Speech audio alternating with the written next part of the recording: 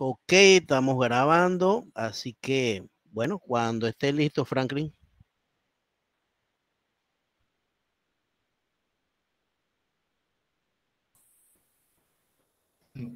Me informe pues cuando sale en la pantalla. ¿Lo pueden ver? Ahí sí, Gracias. sí se ve. Ok, vamos para allá.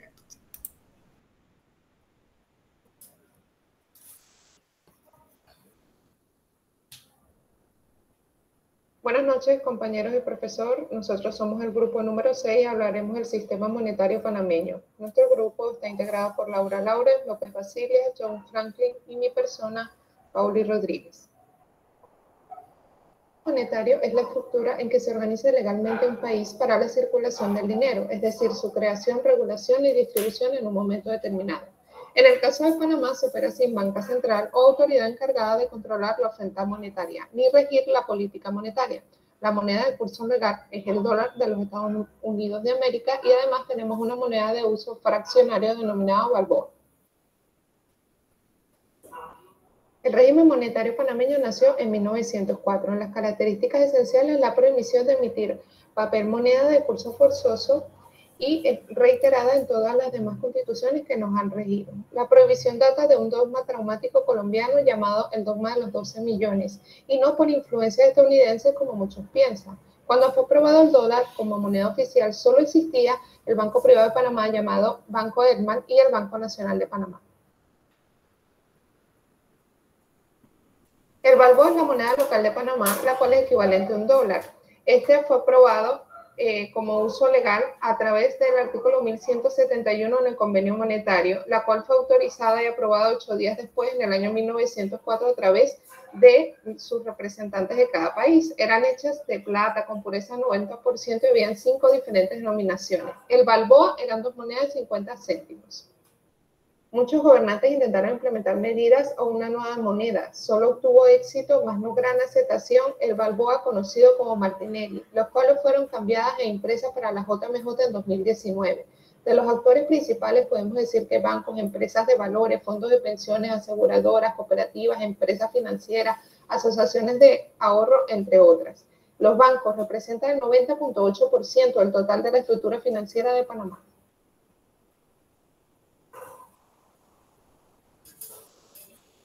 La estructura del sistema monetario panameño está conformada por los bancos, empresas de valores, fondos de pensiones, aseguradores, cooperativas, empresas financieras, entre otros.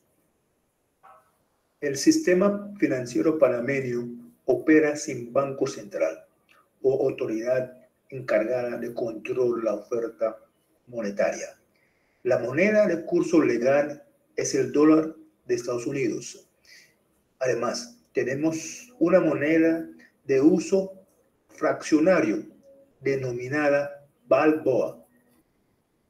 El Consejo, presidido por el Superintendente de Bancos, se reúne de forma bimensual para que sus miembros intercambien información y se coordinen mutuamente con el propósito de proporcionar políticas de regulación y asegurar una efectiva supervisión del mercado financiero.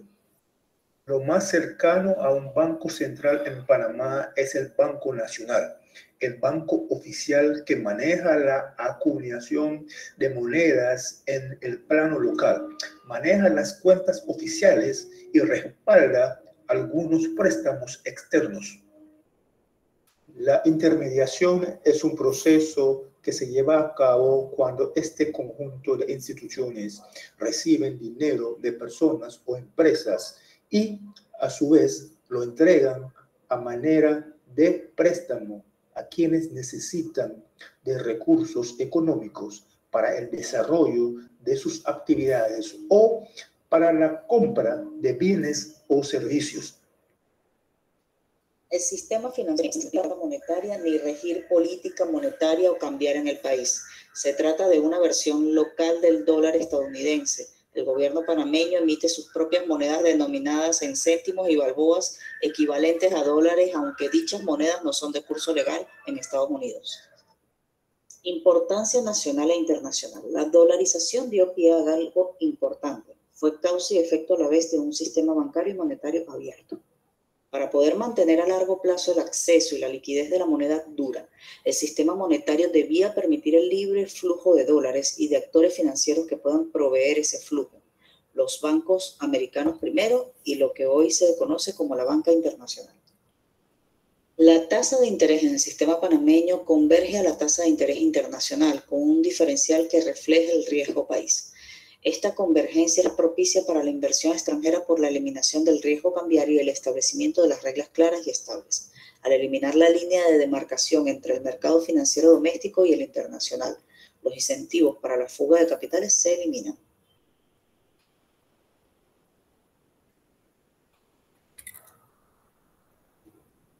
Al abrirse el mercado de capitales se hace atractivo invertir en el país y los bancos piden prestado en el exterior para financiar proyectos locales. Por ello tenemos bajas tasas de interés y facilidades de créditos desconocidos en la región, a la vez que el desarrollo de un mercado hipotecario donde el crédito barato hace la vivienda propia accesible a estratos de bajos ingresos. La banca internacional juega un papel importante en Panamá porque hace un juego de intermediario entre la banca local y el mundo exterior. El sistema monetario a la panameña es un sistema eficiente y óptimo. Garantiza estabilidad, promueve la inversión extranjera, crea su propia exportación de servicios financieros, tiene bajo costo de operación y elimina el riesgo cambiario. Este ente está conformado por la Superintendencia de Bancos, la Superintendencia del Mercado de Valores, la Superintendencia de Seguros y Reaseguros, el Instituto Panameño Autónomo Cooperativo, el Sistema de Ahorro y Capitalización de Pensiones de los Servidores Públicos y la Dirección de Empresas Financieras del Ministerio de Comercio e Industrias. Su misión es ser un sistema de coordinación y cooperación interinstitucional eficiente para sus miembros, garantía para los beneficiarios y modelo para otros países. Entre sus objetivos están homologar criterios y procedimientos generales en materia de regulación, supervisión, vigilancia y control de los proveedores de servicios financieros y principalmente de los grupos financieros acorde a los estándares internacionales. Funciones se encuentran proponer criterios uniformes mínimos para la aceptación de las agencias calificadoras de riesgo, de los proveedores de precios y de los custodios de valores, que ofrezcan sus servicios a los proveedores de servicios financieros bajo supervisión y fiscalización. Dentro de la finalidad está ampliar la información contable, financiera y económica, lograr la consolidación de las demás auxiliares financieros como cooperativas y financieras en cuanto a los reportes publicados, crear y desarrollar el comité de políticas macroprudenciales, establecer indicadores de solvencia según industria y analizar el desempeño por sector o mercado. En conclusión, podemos decir que Panamá usa el dólar como moneda circulante y el balboa como su moneda nacional. Además de no tener un banco central, se puede decir que los mercados de capitales son libres. No hay intervención del gobierno o restricciones a las transacciones bancarias, a los flujos financieros ni a las tasas de interés. Gracias. Listo. Ok. Bien, bien. Bueno, el resumen pues del sistema monetario panameño. ¿Qué opina el grupo? Esa ausencia del Banco Central como han manifestado. Yo en lo personal creo que hubiese sido mejor tenerlo, aunque en opinión suya, como usted dijo que prefería no tenerlo. Yo pienso que cada país debe tener un banco central para manejar. Y pienso también, es por algunos países, por ejemplo, es que ellos mismos no saben bien manejarlo, por eso entonces podrían tener problemas. Claro. Sí, bueno, a mi parecer, profesor, me parece mejor que mantengan sin banco central. Creo que la circulación del dólar libre, sin tener que garantizarlo con un banco central acá y ser limitado, pues creo que es lo que le da a Panamá, ¿no? Esa garantía, esa estabilidad económica, ¿no? Porque bueno, no creo que los bancos centrales hagan mucho en estos países, ¿no? Creo que... En los latinos, sobre todo, ¿verdad? Países latinos. Como dice Franklin, que Bueno, y también... europeos tampoco, los europeos tampoco. Mire los problemas que hay en Italia, en España, con los bancos centrales, las casas de moneda y la impresión de monedas en estos países de Europa, ¿no?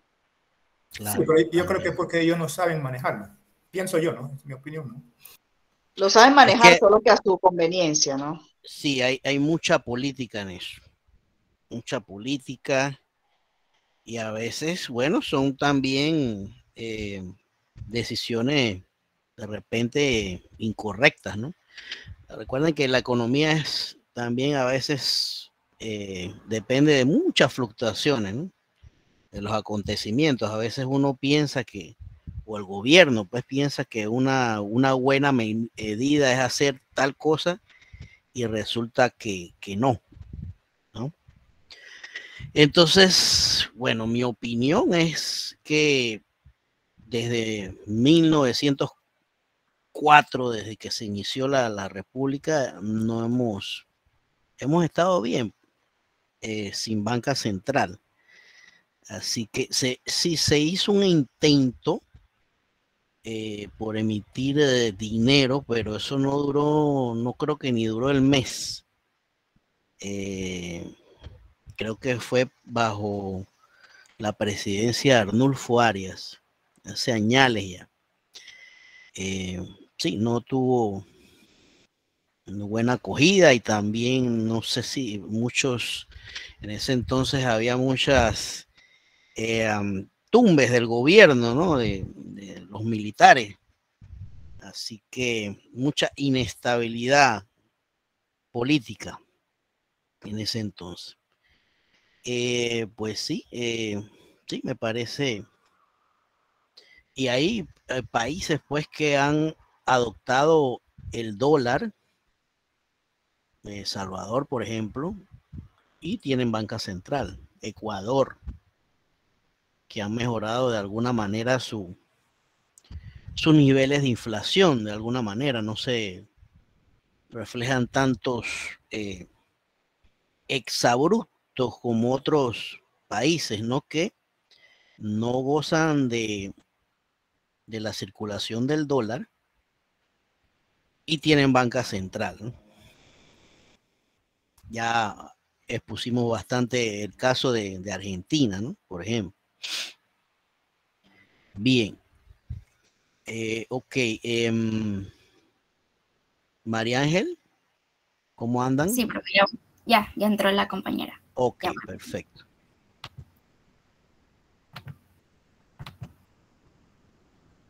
Me avisan si se ve y si se escucha. Se ve. Buenas noches, profesor y compañeros. Y se escucha. De hoy, mi grupo conformado por Génesis Maturín, Janet Vale, Vanessa Colville y mi persona María Genol, les estaremos presentando nuestro proyecto integrador del tema neoliberalismo. Esperamos que este sea de su agrado y que disfruten nuestra presentación. El neoliberalismo es una corriente de pensamiento económico y político que surge en el siglo XX. Entre los principios del neoliberalismo destacan varios del ideario liberal, como por ejemplo la libertad absoluta, defensa de la propiedad privada, predominio pleno del mercado, individualismo, libre mercado, orden político y el peso mínimo del Estado. El neoliberalismo es una teoría política económica que retoma la doctrina del liberalismo clásico y la replantea dentro del esquema capitalista actual, bajo principios más radicales. Surge como reacción de la intervención del Estado como garante, es decir, el Estado benefactor.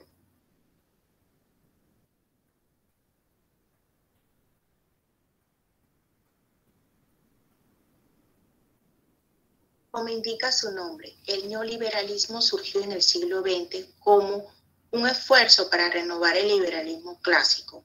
El origen del término se remonta al menos de un encuentro de pensadores liberales en el año 1938 en París. Características del neoliberalismo. Entre las características del neoliberalismo más relevantes destacan la poca intervención del Estado, la confianza en el libre mercado como vía para el progreso o la desregulación de los procesos económicos. Los detractores señalan que el libre mercado, uno de los preceptos clave del neoliberalismo, se traduce en más riqueza para los más ricos y más pobreza para los más pobres. El neoliberalismo se ha aplicado de maneras distintas en diferentes países. Sin embargo, existen algunas características comunes propias de este modelo a pesar de las diferencias en sus aplicaciones por las particularidades de cada región. Algunas de estas características son el crecimiento económico como vía para el progreso, la reducción de impuestos, las operaciones económicas simplificadas y el recorte del gasto público. Ventajas del neoliberalismo. Podemos mencionar el libre comercio, que promueve el comercio sin fronteras y con pocas restricciones del Estado para comercializar con los diferentes gobiernos. La competencia, que promueve la variedad de productos y de servicios, lo que genera un contexto de mejora continua para destacarse en el mercado respecto al resto de las ofertas. También podemos ver la exportación, que son el conjunto de bienes y servicios vendidos por un país en territorio extranjero para su utilización. Podemos ver la competencia laboral, la presencia del país en la economía mundial y menos intervención del gobierno en la economía. Desventajas del neoliberalismo. La desigualdad. Promueve un conjunto de estrategias económicas que tienen impacto social y que generan una gran diferencia de clase. Los problemas económicos. Promueve un incremento de precios sin control y sujeto a leyes deliberadas del mercado en manos de los monopolios y el monopolio.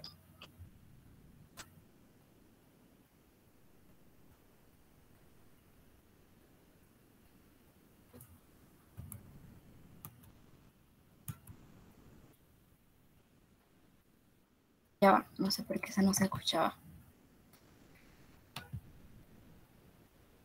También podemos mencionar los problemas ambientales.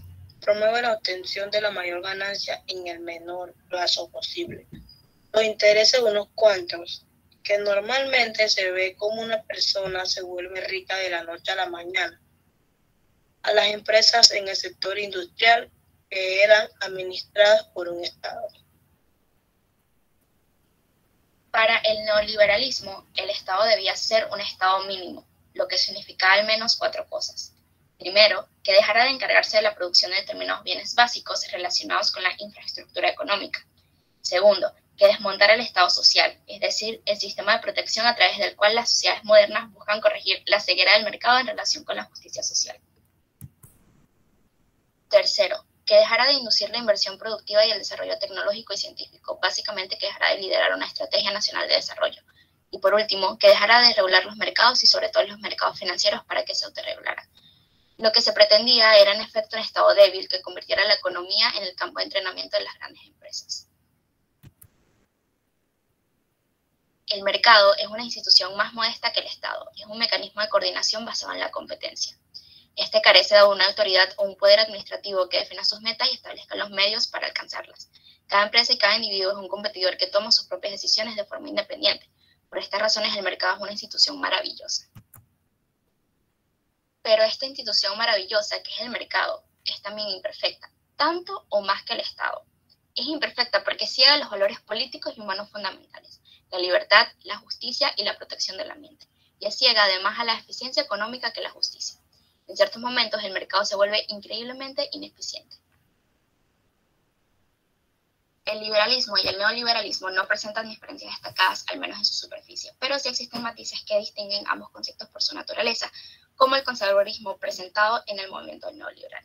Cabe destacar que el movimiento liberal rechaza la existencia de corrientes como el neoliberalismo, pues considera que este no defiende nada que ya no esté defendiendo el propio liberalismo.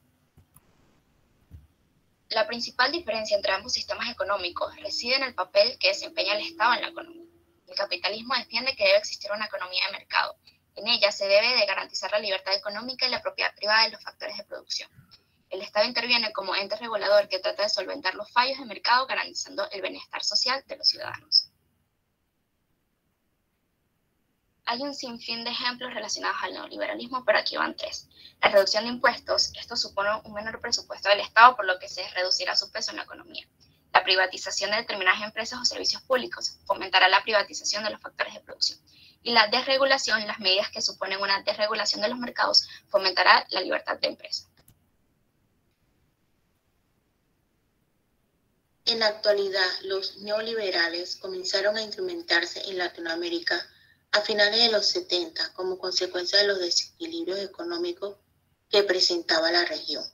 Las políticas se enmarcaron bajo los lineamientos de consenso de Washington que defiende la libre actuación de las fuerzas de mercados, en la cual anticipó todas las tendencias de los países desarrollados. Ese paradigma se forjó en Chile bajo Pinochet con el asesoramiento. El neoliberalismo experimentó una expansión mundial en las últimas décadas del siglo XX, lo cual se compaginó con el ascenso de la globalización como proceso de carácter económico, tecnológico y social, que producirá un mundo más compenetrado e incomunicado a nivel de mercados, sociedades y culturas. En conclusión, el neoliberalismo es una corriente ideológica que aboga por la libre empresa y minimiza la intervención estatal. De esta manera se promueve la privatización de los factores de producción y la libertad de mercado. También crea desigualdad socioeconómica y sociopolítica. Económica y políticamente la teoría es genial, pero en países desarrollados y con mucho potencial, no en países en vías de desarrollo. Gracias.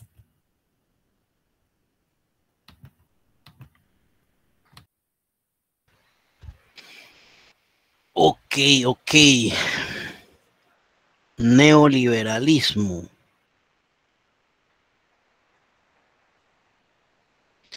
¿Qué opinan sobre ese tema del neoliberalismo aquí en Panamá? ¿Están a favor? ¿Están en contra? Es como, o sea, de lo que investigué, yo no me imaginaba, y muchas personas dicen que esto crea demasiada desigualdad y aumenta mucho el desempleo y la pobreza. Y creo que lo mencionó mi compañera Elianet o Vanessa, una de las dos, que hacen como más ricos a los ricos y más pobres a los pobres. Pero es como que la economía crece, pero como los bancos y empresarios ganan más, las otras personas también se quedan sin empleo. Entonces, no creo que sea algo bueno de implementar, la verdad. Sin embargo, sí, no sé, Panamá es como digamos, como un estado híbrido donde se mezclan varias teorías. Yo recuerdo que así un neoliberalismo fuerte se implementó cuando llegó Ernesto Pérez Valladares a la presidencia. Sí, profesor, con las privatizaciones que hizo del IRRE y bueno, y otras instituciones. Cuando hice el trabajo, me acordé de eso que, o sea, asocié al país con en esa administración del doctor Ernesto Pérez Valladares. Exactamente. Él empezó, como dice acá la compañera, bueno, a privatizar la telefonía, ¿verdad? Lo que es la electricidad. Sí, ha habido de cal y de arena, ¿no? De cal y de arena porque, bueno, algo bueno de las privatizaciones que trae las tecnologías, ¿verdad? Digamos, viéndolo, el tema esto de las comunicaciones, bueno, por lo visto tenemos, no caemos en un monopolio, que esa es otra de las consecuencias que pudiera tener el neoliberalismo, que ustedes lo mencionaron. Así que tenemos competencia, pues, una competencia sana, digo yo, en lo que se refiere a la comunicación, ¿verdad? Hay proveedores de internet, hay de celulares, ¿verdad? Y ustedes, bueno, pueden acogerse al plan que mejor deseen. Antes, por ejemplo, pues yo recuerdo que si tú querías hacer una llamada internacional, era un ojo de la cara. Cuando no estaba la privatización y tenías que llamar a una operadora y la operadora te transfería la llamada al país que tú deseabas llamar, ¿no? Y en ciertos países era más costoso que otros. Ahora la llegada de la tecnología, pues ya uno puede hacer videollamadas, e incluso hasta ya los teléfonos prácticamente, no sé, aquí en la casa hay, pero es por la abuela, ¿no? Que recibe las llamadas por ahí, pero no sé en sus casas hay teléfono. Esos fijos, ¿verdad? Ya se obvió esa parte, ¿verdad? Bueno, en algunos casos lo dan gratis.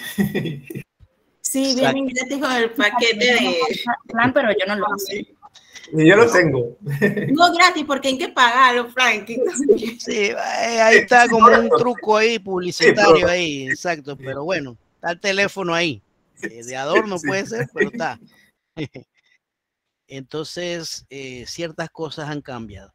En lo que también privatizó lo que era la luz eléctrica, ¿verdad? Ahí sí no hay mucha separación, son una o dos generadoras de electricidad. Y antes, aunque no lo crean, se iba con más frecuencia la luz que ahora, con más frecuencia. Me acuerdo, era el antiguo IRRE, ¿verdad? El antiguo IRRE se llamaba, el que proporcionaba la luz y era el Estado, pues auspiciado por el Estado, ¿verdad? Pero bueno, siempre cuestiones cuando no están bien administradas,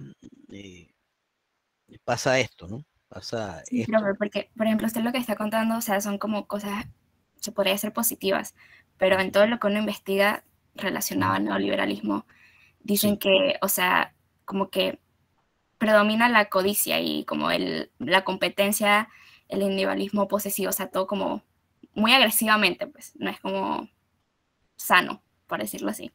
Claro. No, pero eso es naturaleza humana. Sí. Estamos hablando del punto de privatización y no hemos hablado de todos los otros puntos que también ameritan, ¿no? Se hablaron de la desigualdad también, como dice acá María Ángel. Bueno, la desigualdad prácticamente se ha acrecentado, pienso yo, en los últimos años, más aún. Siempre viene, y como dice acá Astrid, siempre hay esa lucha por el poder, pues, de que quiero más, y tratar de no perder ese mercado, ¿no? Es como un político de estos que se aferra al poder por muchos años. No quiere dejar el... Sí, profe, es como, me acuerdo que creo que en la primera o en la segunda exposición que hice de Adam Smith, él lo decía, o sea, que el mercado se regulaba porque los vendedores siempre iban a buscar vender lo mejor y ser el mejor, porque de otra forma no iban a ganar nada, por decirlo así. Exacto. Entonces, eso también entra ahí. Sí, la competencia es férrea, ¿no? Y hay que tener siempre a la vanguardia, examinar lo que acontece en el entorno, porque en un descuidado te pueden robar el mercado, ¿no? Bien, perfecto. No tomé los que participaron en este grupo: Génesis, Maturín, ¿verdad? María Ángel, Lianet y Vanessa. Ok, entonces 1, 2, 3, 4, ¿verdad? 4, ¿verdad? Sí, correcto. Ok, listo. Gracias. A usted, profesor. Ajá. ¿Alguien más? Profe, ¿cómo está? Buenas noches. Es Basilia. Profe, Dígame. yo expuse en el grupo anterior del sistema monetario panameño, pero entré un poco tarde, entré casi que ya cuando en el Pechacuy ya estaba hablando yo, que fui la última, ¿no? De las que habló. Ok, ¿Usted está no. tomando notas por participación o no? No es necesario. Bueno, me gustaría que participaran, sí, pero lo primordial es que hicieron el trabajo en conjunto. Eso es el objetivo de la Ok, evaluación. ok. Ajá. El siguiente grupo, alguien me levantó la mano hace ratito. No sé si me iban a decir algo y se me olvidó. Ujú. ¿Nadie levantó la mano? ¿No? Bien, ¿algún otro grupo?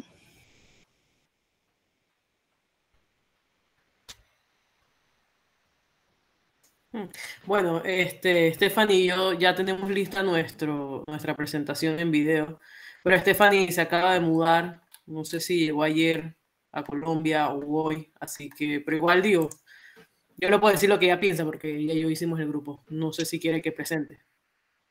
Sí, ¿y Dora? Nunca, ella se salió. No sé, me dice, no sé, pregunto. ¿Se No sé salió? si le estoy diciendo. Sí, ok. No sé, no sé.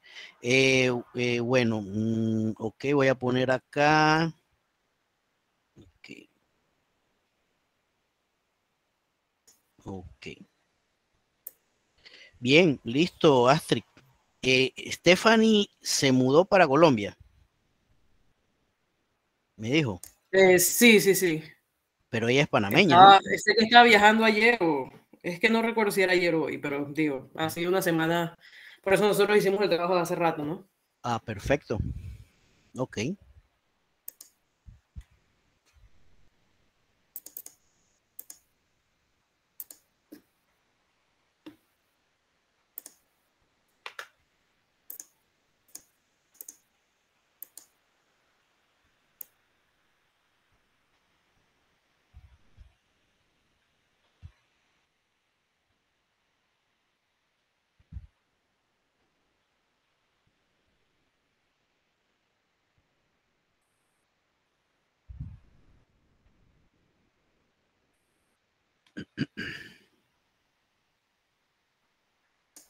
¿Escuchan? Se ve, no se escucha aún. Ok, va. Mi nombre es Astrid Ateortúa. Ahora sí. Buenas noches, profesor, compañeros. Mi nombre es Astrid Ateortúa y con mi compañera Stephanie Sierra hablaremos la noche de hoy sobre el tema del monetarismo. Introducción al monetarismo. No es un azar que el sistema de ideas keynesiano y el conjunto de pensamiento monetarista puedan ser tratados simultáneamente en una misma exposición. El monetarismo como corriente del pensamiento económico forma parte, en definitiva, de la tradición neoclásica o marginalista. En el marginalismo o neoclasicismo económico, que dicho sea de paso constituye el sustento de teoría económica del neoliberalismo, se aprecian dos grandes vertientes bien diferenciadas. Una, la de los marginalistas no monetaristas, que analizan a nivel de sujetos o empresas individuales variables como los sacrificios reales, la renta, el consumo, el ahorro y la inversión. Otro de los neoclásicos monetaristas que adelantan su análisis, realizando la agregación de estas categorías para la economía en su conjunto, y hablan de demanda total, renta total, ahorro, inversiones totales, etc. Y enfatizan el papel de los factores monetarios en contraposición al rol de los factores reales. En este trabajo entonces hablaremos del monetarismo, de la escuela del monetarismo y de su creador.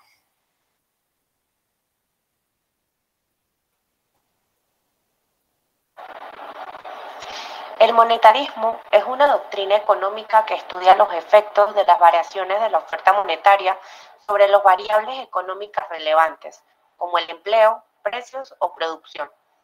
Por otra parte, la misma se basa en la idea de que un aumento en la oferta monetaria, esto es, el total de dinero en efectivo y cheques que circulan en la economía, aumentará la producción en corto plazo y la inflación en el largo plazo. El monetarismo plantea de igual manera que mientras las autoridades monetarias, como el Banco Central u otros, tienen el control de la oferta nominal, las personas basan sus decisiones con respecto a la cantidad de dinero real que desean obtener y mantener, y de esta forma, cuando la oferta de dinero crece, más allá de lo que las personas desean mantener, estas buscarán reducir su cantidad de dinero comprando bienes o activos. Con este comportamiento en general, una mayor disponibilidad de dinero incrementaría, por decirlo así, la producción en el corto plazo. No obstante, en el largo plazo no es posible liberarse del exceso de oferta monetaria, sobre todo si la economía se encuentra cerca de su potencial, por lo que los precios se ajustarán al alza. Por consiguiente, la recomendación sería que las autoridades monetarias se sujeten a una regla monetaria, en donde se aumenta la cantidad del circulante a una tasa constante y estable que se relacione directamente con la tasa de crecimiento del país.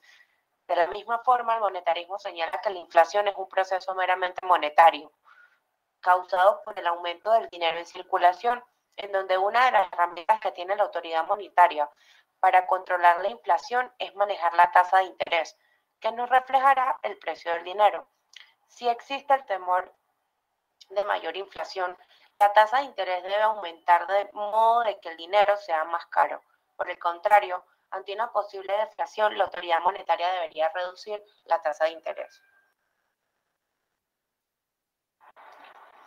El monetarismo como doctrina surge después de la Segunda Guerra Mundial, poniendo en cuestión la tendencia de los primeros keynesianos a poner demasiado énfasis en la política fiscal en el periodo entre 1935 y 1960. El programa monetarista tiene tres rasgos distintos: o la defensa de un Estado pequeño y de los libres mercados, mayor énfasis en la contención de la inflación que en la reducción del desempleo, y un deseo de evadir una política gubernamental activa, prefiriendo el imperio de la ley a la discreción de los hombres.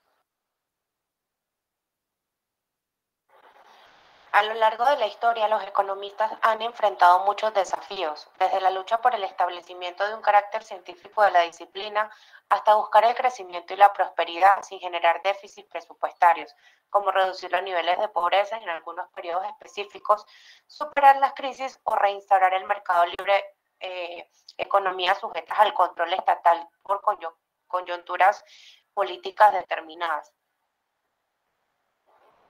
Los monetaristas son muy claros en el planteamiento de que la inflación es principalmente un fenómeno monetario, pero también reconocen un segundo factor, la producción o la baja productividad.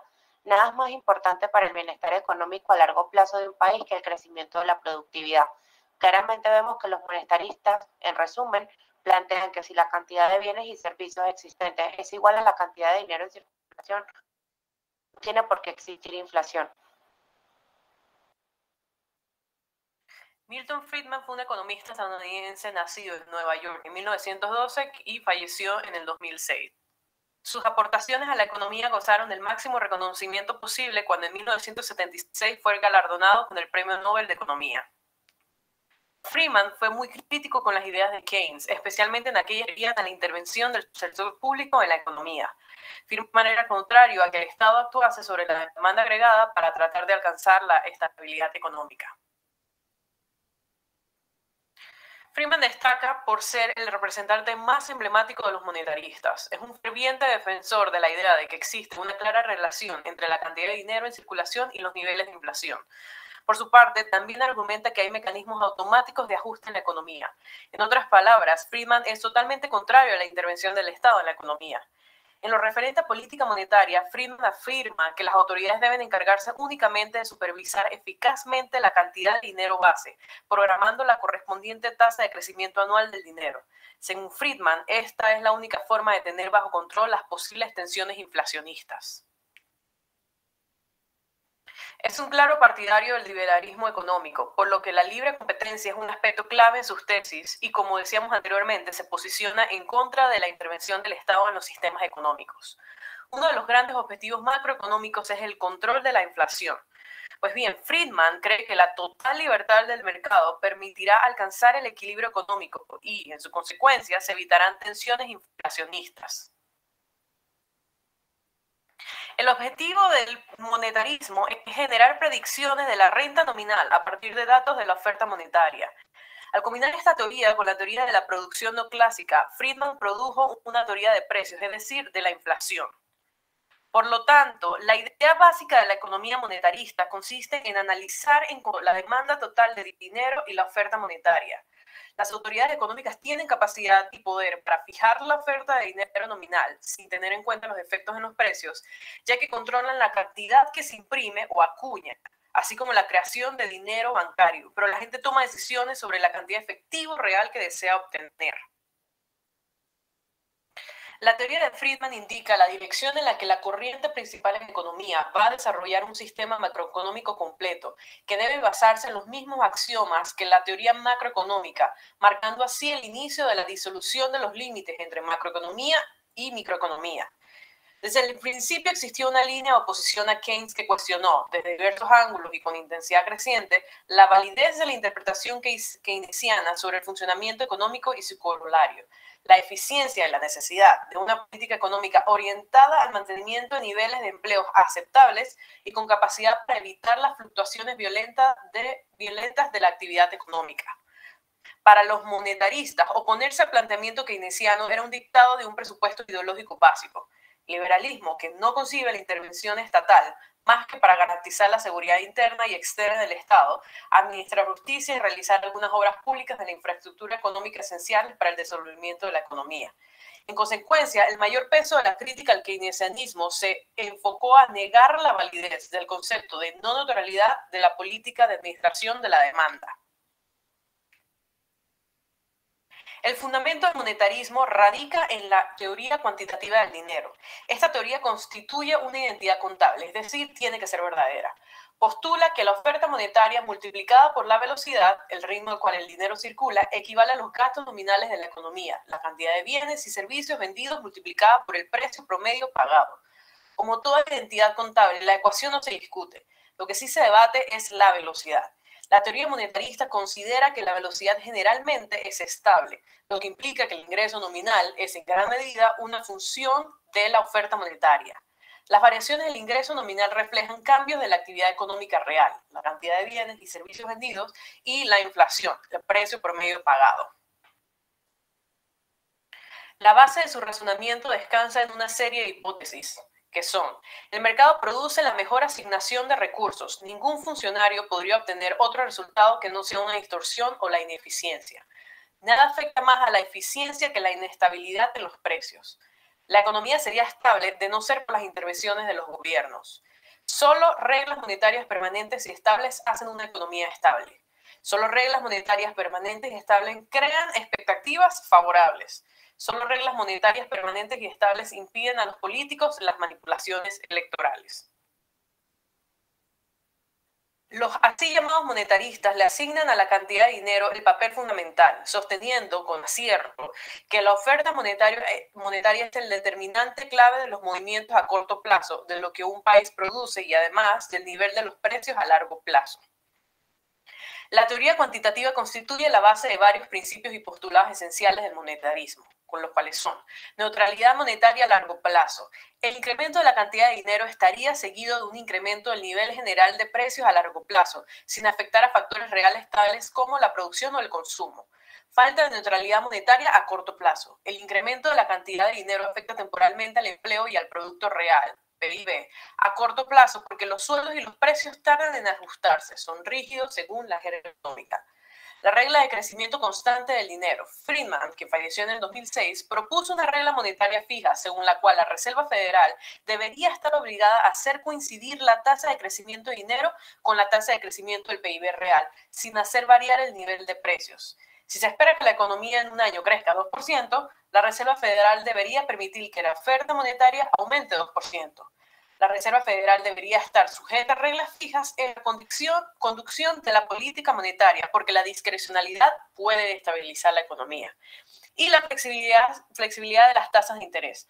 Con la regla de crecimiento del dinero, se pretendía que las tasas de interés que afectan al costo del crédito fueran flexibles y permitieran a los prestatarios y prestamistas tener en cuenta la inflación esperada, además de las variaciones de la tasa de interés reales. A pesar de que el monetarismo cobró importancia en los años 70, fue criticado por la línea del pensamiento que buscó reemplazar el keynesianismo. Los keynesianos, quienes se inspiraron en el gran economista británico John Maynard Keynes, consideran que la demanda de bienes y servicios es la clave de producción económica y sostienen que el monetarismo no da cuenta debidamente de la economía porque la velocidad es naturalmente inestable y prácticamente no les atribuyen importancia a la teoría cuantitativa del dinero y a las reglas que pretenden aplicar los monetaristas. Pero el desafío del monetarismo frente a la teoría keynesiana clásica se intensificó durante los años 70, década que se caracterizó por un crecimiento económico lento y una inflación alta y creciente. La teoría keynesiana carecía de respuestas adecuadas, en tanto que Friedman y los otros monetaristas sostenían persuasivamente que las tasas altas de inflación se debían al rápido aumento de la oferta de dinero, con lo cual el control sobre la oferta de dinero era la clave para una buena política.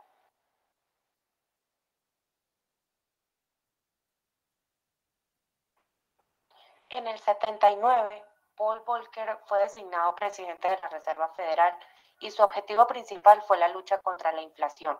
La Reserva Federal limitó la oferta monetaria, que de conformidad era con la regla de Friedman, para controlar la inflación y lo logró. La inflación disminuyó en forma radical, aunque el costo fue una gran recesión. El monetarismo también se impuso en Gran Bretaña, al momento de la elección de Margaret Thatcher como primera ministra en el 79. Gran Bretaña había pasado varios años de inflación alta.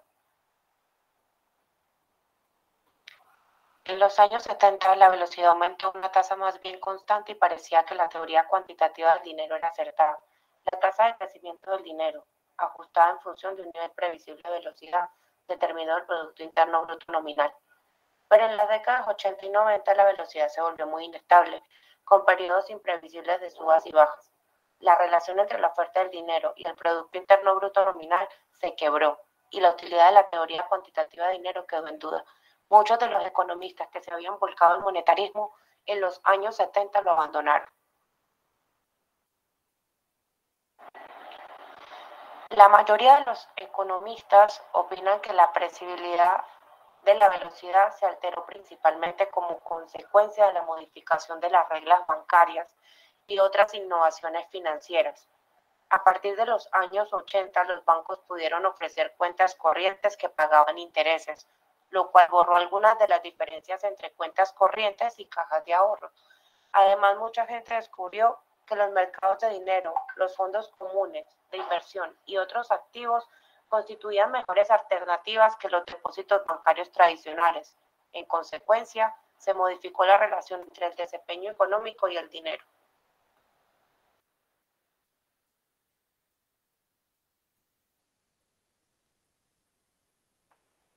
Panamá registra un sólido crecimiento económico, habiendo crecido su Producto Interno Bruto a una tasa media anual del 4.9% entre los años 2000 y 2006, a pesar de su desaceleración a principios de la década. Como resultado, el Producto Interno Bruto per cápita aumentó un 30% en ese entonces, en términos nominales, entre el 2000 y el 2006. Cuando alcanzó un poco más de $5.200, los principales motores del crecimiento a partir del 2002 fueron el consumo privado y la inversión. Y desde el 2004 las exportaciones han jugado un papel central en todo este tema. Cabe destacar que para este momento la situación macroeconómica habría estado favorecida por la aprobación de la ampliación del Canal de Panamá, que siguió siendo un importante agente catalizador de inversiones privadas en el país. Sin embargo, debemos tener en cuenta las carencias actuales en educación, la relativa fragilidad institucional y las desigualdades regionales internas que continúan siendo desafíos para el desarrollo del país. Para el año 2022, el Fondo Monetario Internacional considera que la economía de Panamá tendrá un mejor cierre en este año de lo que habían pronosticado hace algunos meses, quedando en 7.5% su crecimiento estimado para este año y la anterior proyección fue del 5%. En conferencia de prensa, el director del Departamento del Hemisferio Occidental, el señor Goldfund, dijo que Dicho incremento se debe a que la economía del país se desarrolló de manera positiva en el tercer y cuarto trimestre y que además se está recuperando la inversión privada. Además, señaló que algunos países de América Latina están teniendo mejores expectativas por ser exportadores de materias primas como el cobre, los minerales, cereales, pero no es así para el promedio de la región, que se espera crezca un 2.5%, lejos del 6.8% del año anterior. El organismo considera que la guerra en Ucrania está convulsionando a la economía mundial y elevando la incertidumbre en torno a las perspectivas de América Latina y del Caribe.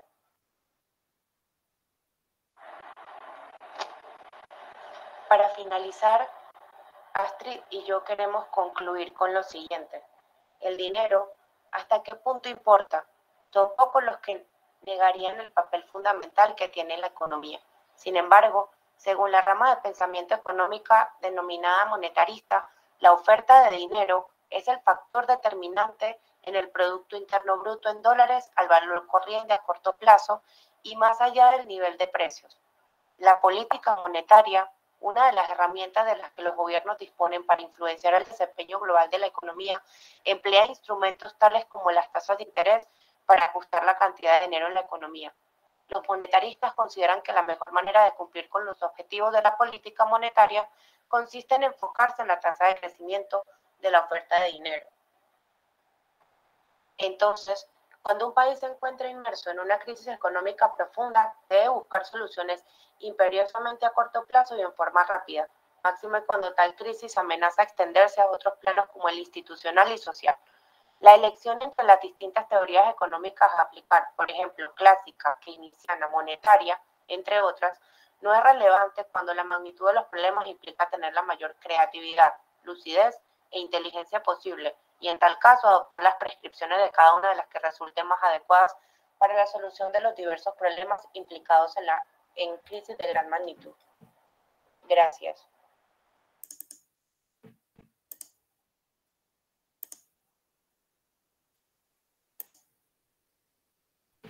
Listo, gracias. Ok.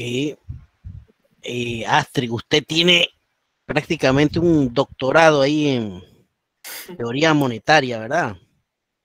Sí, básicamente sí, correcto. Ya puedo ponerme economista también entre licenciada de Derecho, economista, ¿qué más?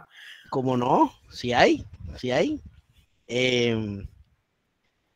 Cuénteme, bueno, sus experiencias, ¿no? Yo sé que las ha evidenciado a través de estos cursos de economía, pero de todas maneras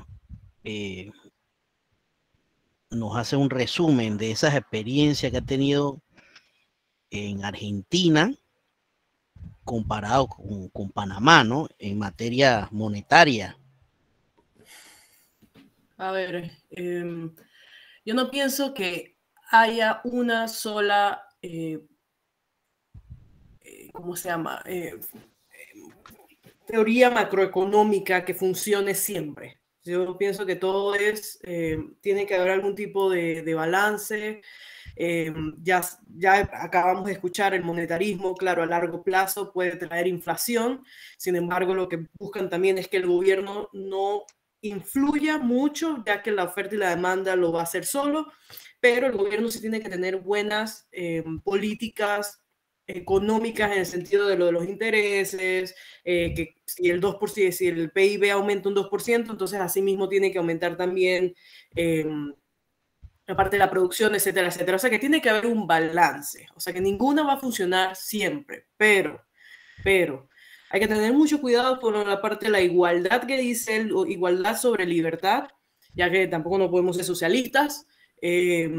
Tenemos que ver la parte el problema también de Latinoamérica, y digo Latinoamérica porque Argentina y Panamá son lo mismo, de las políticas, o sea, de los políticos en realidad, de todas estas personas del poder que hacen cosas más personales que nada, o no piensan a largo plazo, porque no sé si es que creen que se van a mudar de país cuando se le acaben los 5 años o qué, igual tienen que seguir viviendo en el mismo país, pero también estas políticas macroeconómicas se influencian con ese tipo de decisiones. Entonces, vemos una Argentina que no aprende sus errores, que sigue poniendo a las mismas personas en el poder, que no tienen conocimiento de esto de macroeconómico, y si lo tienen, o las personas que lo tienen las ignoran. Entonces, no vemos un país que no importa que sepa de todo esto, que ya haya pasado por esto, no va a avanzar, no va a avanzar. Entonces, sí, la verdad es que vivir esto ahora, y todavía estoy acá y seguiré acá, ha sido extremadamente interesante, y no solamente de ver cómo, qué sé yo, que los políticos roban o lo que sea, sino analizar realmente cómo podríamos hacer esto mejor, qué podrían hacer ellos para que lo que yo vivo diariamente no pase, lo de la inflación no pase, lo de la hiperinflación no pase. Así que sí, ha sido sumamente interesante todo esto, monetarismo, neoliberalismo, Keynes. La verdad es que sí, yo lo he puesto en práctica, bueno, lo he puesto en práctica en mi cerebro, porque no hay nada que pueda hacer en la política argentina. Claro, definitivamente. No, sí, es una bonita experiencia también estar en otro país, ¿no? Y vivir esos... Yo fui 2 veces a Cuba, cuando estaba Fidel vivo, por ejemplo, ¿no?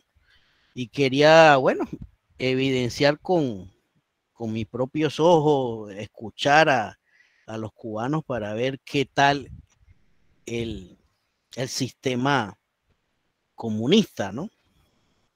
Y definitivamente, así en resumen, bien resumido, para mí, pues, el sistema comunista de Cuba, porque hay otros sistemas comunistas mejor organizados, ¿verdad? Pero el de Cuba, como está ahora en la actualidad, o bueno, mejor dicho, como hace un par de años fui, para el ser humano que no tiene muchas aspiraciones, ¿verdad? Que quiere que todo se lo den gratis, subsidios, etcétera, etcétera, y todas esas cosas. Sí le conviene ese sistema. Pero, como acá usted también lo mencionó, la mayoría del ser humano ambiciona, ¿verdad? Quiero este carro, quiero este celular, quiero. Y obviamente entonces ahí es donde entra el sistema capitalista, ¿no? Que se ajusta, digamos, a la mayoría de las personas, con todos sus defectos y virtudes, ¿no?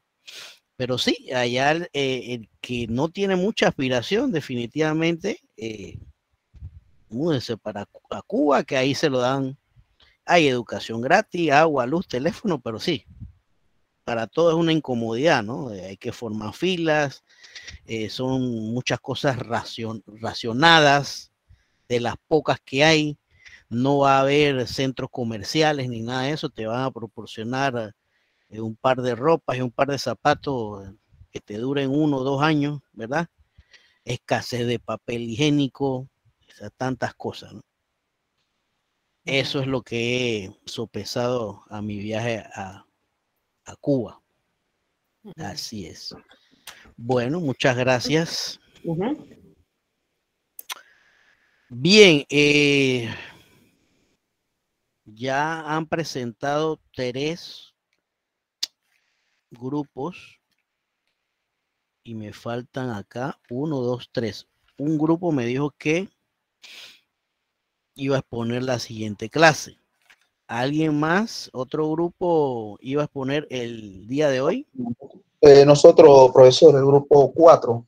Ok, entonces vamos adelante y entonces con este grupo finalizamos la noche. Bien. Cuando esté listo. Vamos para allá. Okay.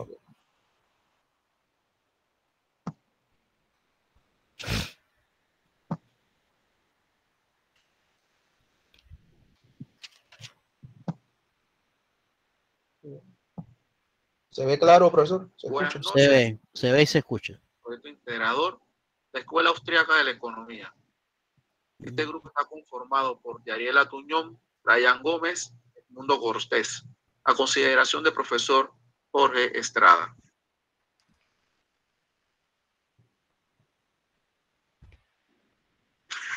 Summary.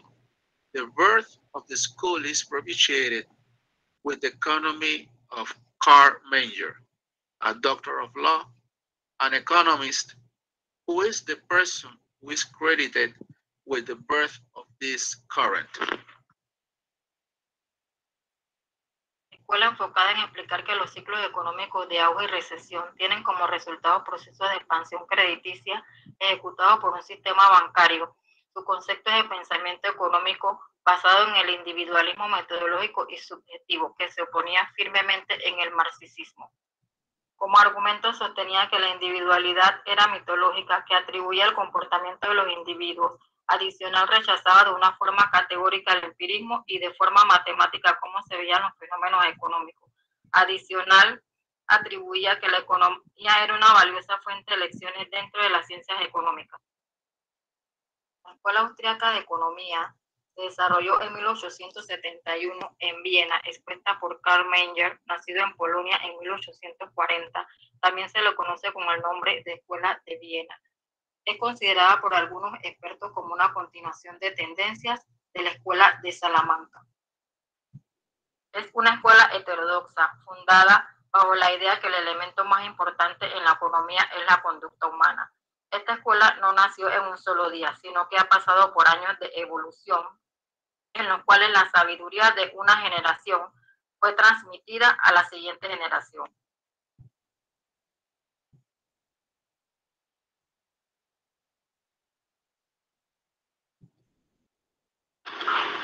La fundación surge como los principios de economía de Carlos Menger. La consolidación, allí aparecen los aportes de Ludwig von Mises, primero con su teoría del dinero y el crédito. El aislamiento, una sucesión de hechos que rompe con el predominio de la escuela austríaca.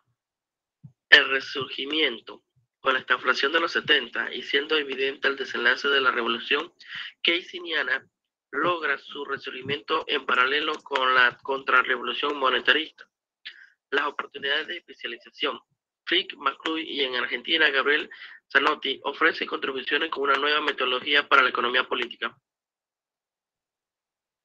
Los representantes de la Escuela Austríaca de la Economía, Karl Menger, fundador de la escuela y teórico del marginalismo, Friedrich Hayek, la cara más reconocida de la escuela austríaca, ganador del premio Nobel en 1974, y Ludwig von Mises, creador de la praxeología y crítico del socialismo. Eugene von Walker, teórico sobre el capital y el interés. Murray Rothbard, defensor del anarcocapitalismo y fructífero escritor. Jesús Huerta de Soto, teórico del ciclo económico, defensor del patrón oro y máximo representante del anarcocapitalismo en la actualidad. Fortalezas de la Escuela Austríaca de la Economía. El individualismo metodológico, por el cual el proceso económico proviene de acciones particulares. El subjetismo metodológico, la economía toma cuerpo a partir de las valoraciones de cada persona y los juicios individuales. El marginalismo, las opciones económicas de las personas se basan en el concepto de valoración marginal. Costo de oportunidad se refiere al costo de la inversión que significan los recursos disponibles, referido a la mejor opción no realizada.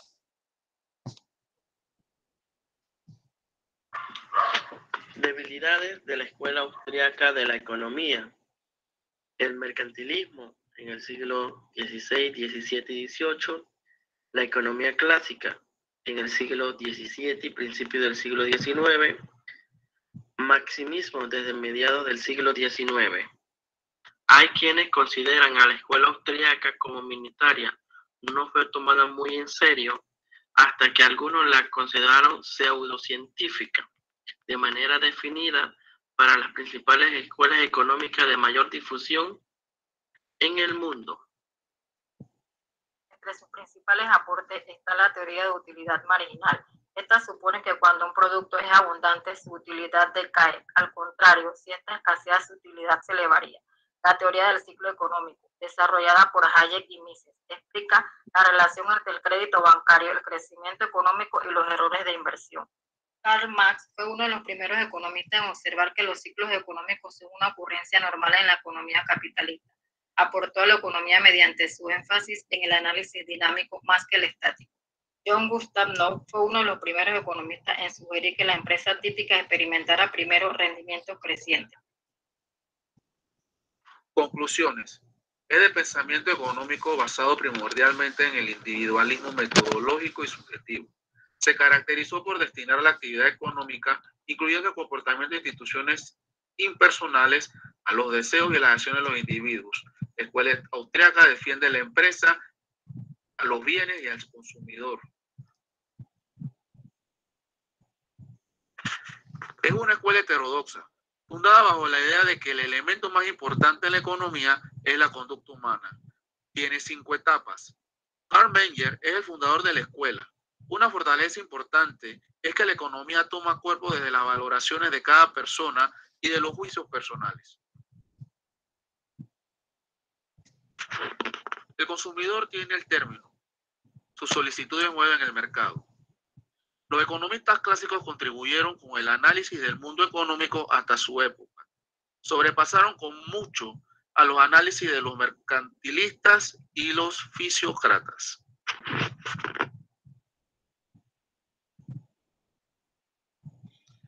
Muchas gracias por su atención. Buenas noches.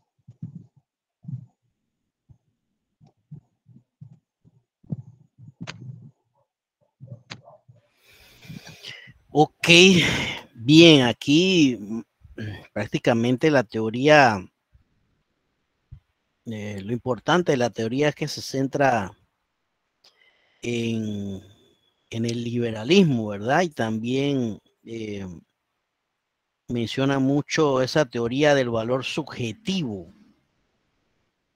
Valor subjetivo, no sé qué opinan sobre ese concepto, el valor subjetivo.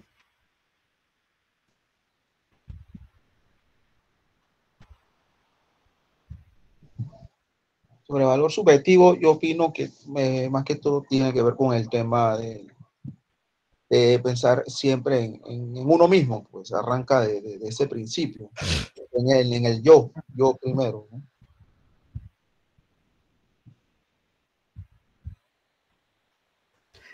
Claro, ahí parte de ese valor que se le dan por decir, algún bien, y ese término de subjetividad tiene que ver con el grado de utilidad, ¿no? Que tú le puedes, o que uno le puede proporcionar un cierto grado de satisfacción de ese bien. Pero es bien subjetivo porque, o sea, no tenemos digamos, una medición de qué tan útil puede llegar a ser, ¿cierto? Depende más bien del individuo, de lo que para el individuo es importante en un momento dado. Claro, claro. Mire, por ejemplo, ahora que está, por poner un ejemplo jocoso, está ahora la moda, la figurita del mundial, etcétera, etcétera, y Messi no aparece por ningún lado la figurita de Messi. Y ahí, no sé, hay personas que pueden pagar hasta, qué sé yo, $200 por encontrar la figurita de Messi, por ejemplo.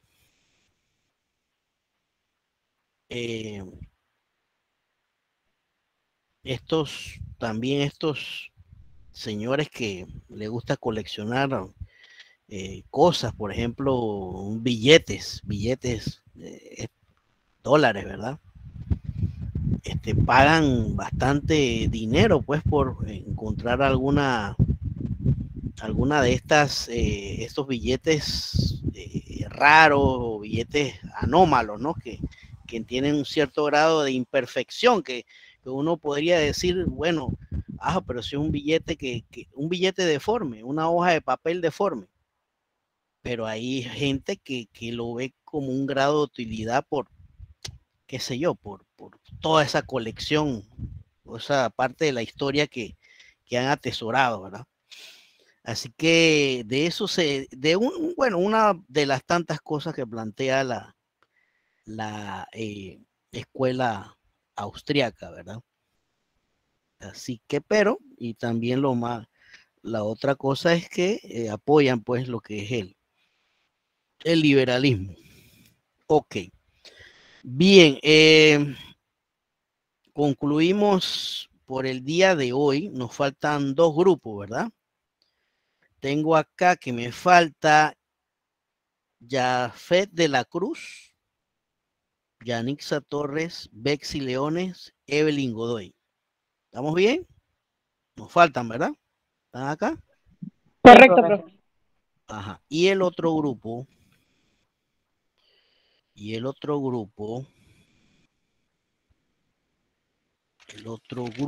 es Sofía Ochoa, Cindy González, Ámbar Ramos y Susana Rivera. ¿Sí? Ok. Bien.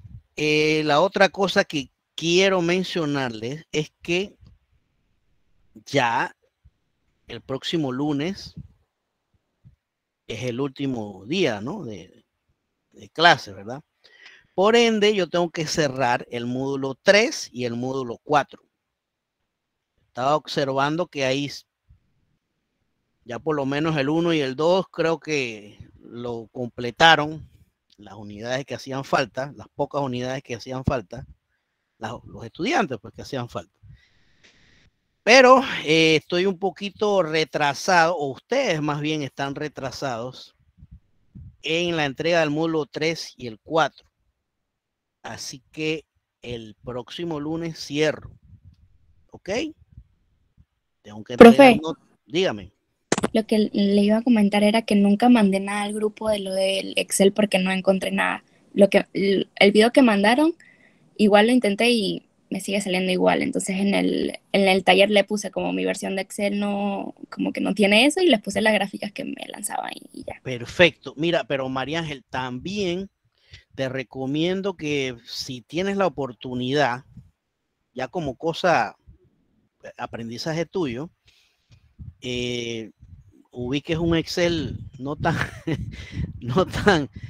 moderno y practiques eso porque realmente eso es un principio de alguna base de lo que conversamos en ese entonces, ¿no?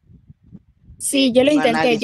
Yo tengo una computadora que tiene un Excel viejo, creo que el 2013 o algo así, no sé, pero es que esa computadora está muy lenta, entonces no valía la pena intentarlo, pero sí, lo intenté pues. Entonces es lo que pensé en el momento, como yo quiero ver qué es lo que me sale y leerlo y analizarlo, pero... Exactamente, ahí tú vas a ver que te vas descubriendo ciertas cositas y eso, por ejemplo,